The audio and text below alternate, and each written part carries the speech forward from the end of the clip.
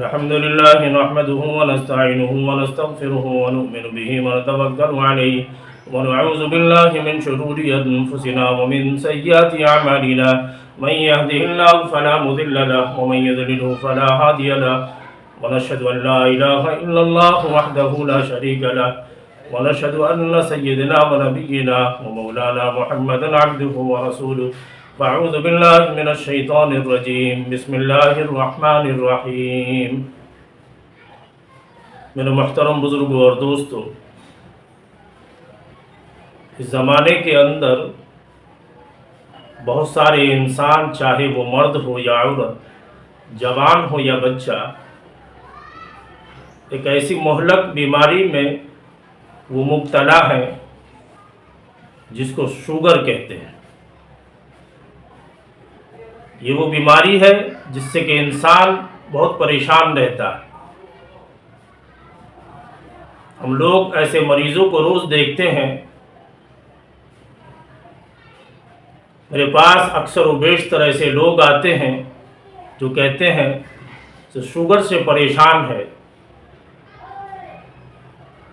وہ علاج کرا کر کے تھک چکے ہیں. صبح اور شام اتنی وہ دوائیں کھاتے ہیں جس سے کہ اس کو اس دوا کا کوئی فائدہ نہیں ہوتا. میری معلومات کے مطابق میڈیکل سائنس میں اس بیماری کا کوئی علاج نہیں.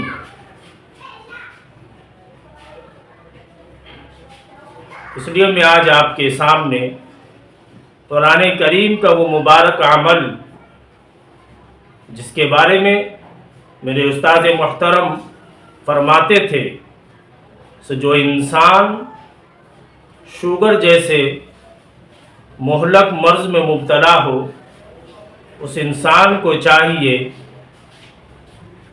کہ 5 وقت نماز پابندی کے ساتھ پڑھے اور نماز عشاء کے بعد سورۃ القریش سورت نمبر 106 کو 111 مرتبہ پڑھ کر اور پانی پہ دم کر کے وہ پانی استعمال کرے. 3 مہینے تک مسلسل پابندی کے ساتھ اس عمل کو کرتے رہے تو اللہ تبارک و تعالی سورۃ القریش کی برکت سے اس انسان کو جو شوگر میں مبتلا ہے، اللہ تبارک و تعالی شفائے کاملہ عطا فرما دیتے ہیں. اس لیے ہر انسان کو چاہیے جو اس مہلک مرض میں مبتلا ہو وہ اس عمل سے فائدہ اٹھائے اور دوسروں تک پہنچانے کی کوشش کرے. وآخر دعوانا ان الحمد للہ رب العالمین. السلام علیکم ورحمۃ اللہ وبرکاتہ.